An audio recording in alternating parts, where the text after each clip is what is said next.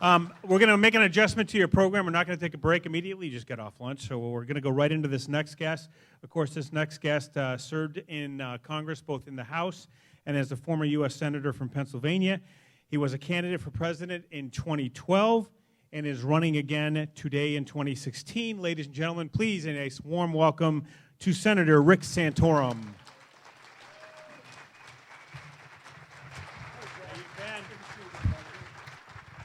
Thank you.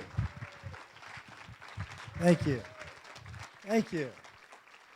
Thank you very much. It's great to be back here. I remember being here 4 years ago at a forum here, and it's wonderful to be back here in Southern New Hampshire. Thank you, Jeff, for the introduction. I look forward to your questions here in a few minutes. Let me first apologize for my voice. It's not as strong as it normally is. I'm trying to get over a cold, and was just up in Dover, out on the streets in the cold, shaking hands, doing the great New Hampshire thing, so I enjoyed that very much. I want to chat with you about my experience with federalism, and you know, one of the things I talk about in this race is how I differentiate myself with everybody. And the differentiation is, yeah, I'm a conservative, and I think most people would vouch for me on that front. But I also am someone who has experience and accomplishments. And that's really a differentiator. There really isn't anybody else in this field who has a record of accomplishment and actually pushing forward conservative principles and ideas and getting them done in Washington, D.C. And the one on federalism, of course, which I'm most proud of, is what we were able to accomplish back in 1996 on welfare reform. If you want to talk about federalism in practice, was an effort by the Republican Congress to accomplish what was promised in the contract with America, to end welfare as we know it. I remind you that when I was in the House of Representatives, I was the ranking member on the Human Resources Subcommittee of the Ways and Means Committee when I was a House member.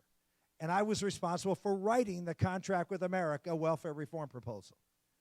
When I came to the Senate, I hate to admit that it's sort of the old adage, in the land of the blind, the one-eyed man is king. And unfortunately, for many, many years, Republicans' sole focus on welfare was cut it, get rid of it. But there wasn't really any energy and focus on how to improve it, to make it work, so people in this country could actually have a system that was a hand up instead of a handout. Well, I knew this issue inside and out, so believe it or not, as a freshman member of Congress, having been there less than a year, I managed the welfare reform bill on the floor of the House of the United States Senate. And we had 4 basic ideas that we stuck to. I know the word compromise has a dirty word in a lot of people's minds today, but compromise is a good thing if it's a good compromise. And I figured out long ago what a good compromise was. A good compromise is doing less of a good thing. That's a good compromise. A bad compromise is getting less of a bad thing. That's a bad compromise. Anytime you're doing something bad, even if you get less of it, it's not a good compromise. Well, when we pushed welfare reform, we had 4 principles that we were going to stand by. Number 1, we were going to do what Bill Clinton said he wanted to do on welfare as we know. What did that mean? End the federal entitlement. End the federal entitlement. Number 2, we were going to block grant it to the states. We're going to give states back control over this area with 2 provisos. 2 provisos. Number 1, there would be a time limit on the welfare payment, and there would be a work requirement. Those were the 4 things we went in and said, for me, were non-negotiables. We could talk about a whole bunch of other things, and we did, because Bill Clinton vetoed this bill twice before we signed it. So we had to make changes. But we never wavered on those 4 principles. And as a result, we block granted welfare. We put a cap on how much money we were going to spend. We gave it to the states with a lot of flexibility, with a requirement that there's a term limit, time limit, and a work requirement. And what happened? Within the 5 years following welfare reform, poverty levels went to the lowest level ever in America, recorded. The number of people getting off welfare was over 50% In some states like Wisconsin, it went to 93%. You want to talk about a dramatic change of an experiment in federalism that worked. Welfare is the perfect example. Here's the problem. We never followed up. There are all sorts of other welfare programs. The program I talk about, I use the term welfare. It's probably not, it's an inexact term. It was Aid to Families with Dependent Children, AFDC. We ended AFDC, which was cash payments, which were entitlements for mothers who had children who were not married. We changed that to Temporary Assistance for Needy Families, TANF, which still exists today. See, temporary assistance. We didn't change anything for food stamps, SNAP. We didn't change anything for housing assistance. We didn't change anything for medical assistance. Any of the other means-tested entitlement programs are all still federally run, federally managed programs. And with this great success, we never did follow up with all of these other programs. And what has happened to all these programs? They've exploded. They've exploded. Food stamps at the highest level, SNAP, whatever, at the highest level ever. Democrats measure success based upon how many people they care for under these programs. We should, of course, measure success of how many people get off these programs and into work and into self-sufficiency. I say this all the time as a very proud author of the Welfare Reform Bill. If the only thing we accomplished was cutting the welfare rolls in half, it would have been a failure. But it was a success because not only did we reduce the welfare rolls, but we reduced poverty and we increased employment. That's success. Because all the goals of our program should be, how do we help the American public do better? Not how do we shrink government. Because in the end, if you shrink government and people don't do better, government isn't going to stay shrunk very long. So it has to be both. And so I share with you a practical, concrete example of, I would argue, the most successful conservative reform, well, I'd say since Ronald Reagan, was accomplished with a Democratic president, Republican Congress. Why I say that is leadership matters, persistence matters, and being able to sit down and compromise.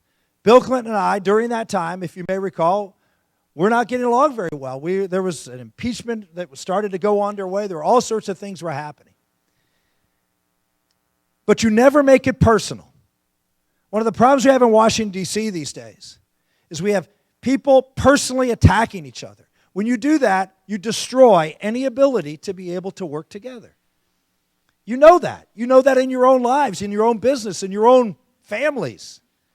Once it gets personal, it makes it really hard.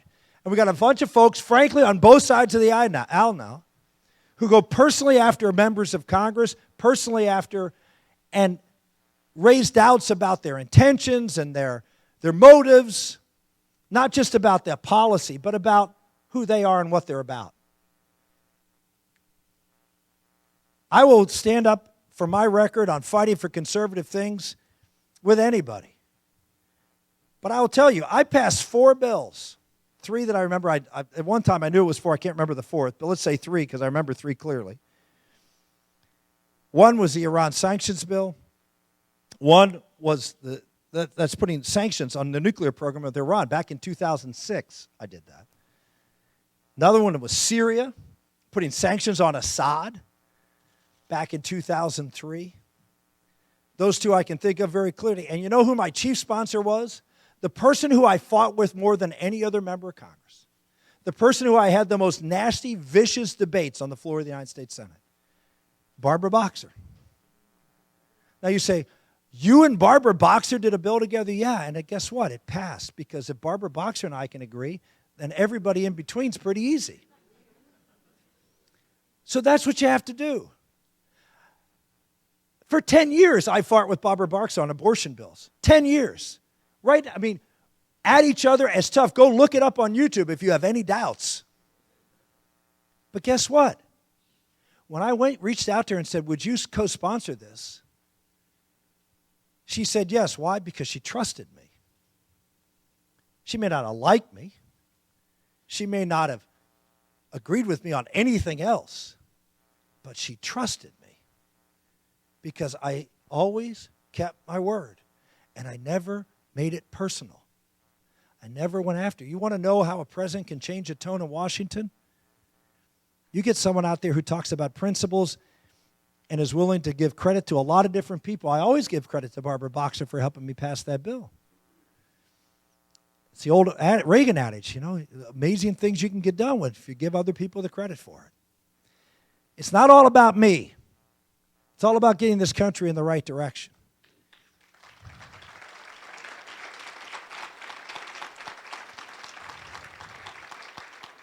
We have lots of other things we can do. I know education is really important for me. I have 7 kids. And I can tell you that the educational system in this country has gone on a steep decline, in part because of the federal government's involvement in education.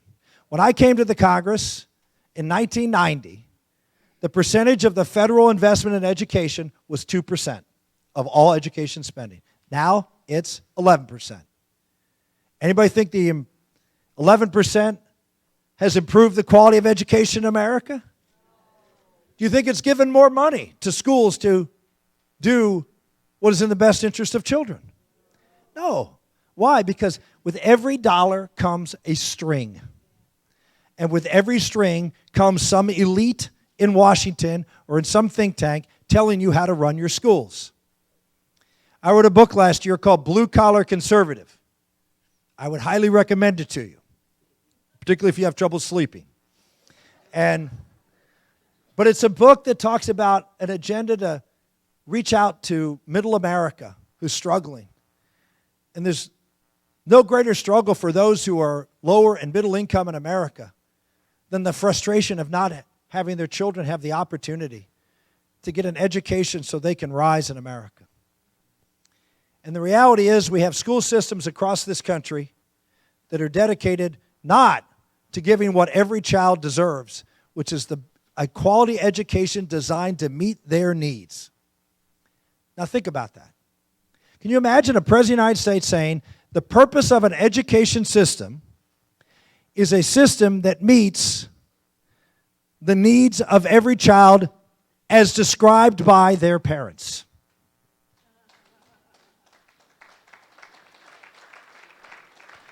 Because, ladies and gentlemen, who is the customer of the education system in America? The parent. Why? Because you are responsible for educating your children. And the school is there to help you. This is the craziest system we have in America. We have a system in America that thinks that they are in charge of the education of your child. They are not. You are in charge of the education of your child. You think the school has to deal with the consequences of your children not getting a proper education? You do. Your family does. Not just through their school years, but for the rest of their lives. Yet you have all the responsibility and virtually none of the power. How does that make sense? How do we as Republicans and conservatives not make this argument? How do we continue to treat education as if it's something that we have to tinker with like every other area of government? When what's necessary is a foundational reform of the way we think about the education system. Here's the biggest problem I've seen, candidly, for Republicans on the federal level. We've tended to nominate and elect governors to presidents. That's all well and good. I know there's a lot of probably people in this room. Oh, well, we need a governor who knows how to run things. Here's the problem. I found this problem when I came to Washington. When we elect governors as presidents, they become governors of the United States, not presidents of the United States, because they're used to being governors. And when they were governors, look at every single person running for president who's a governor, and what will they talk about? Here's all the things I did on the education system to improve the quality of education in my state. Oh, well and good. Thank you very much. And what do they want to do? They want to bring that to Washington, D.C., and then do it in Washington. That's what the previous president did, Republican president. I guarantee you, if you elect a governor who's a Republican, the same thing's going to happen. Because that's what they know. It's a mistake. We need to elect someone who realizes that the role of the federal government is to get out of education and get it back into the hands, not of the state, but of the family and the parents who are involved in raising their children.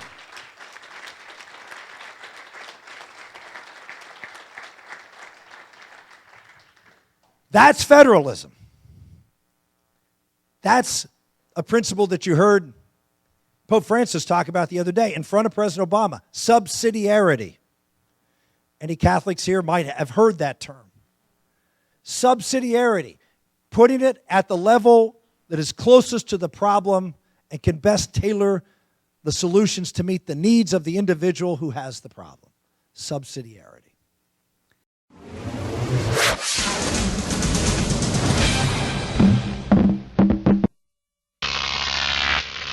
Croc TV.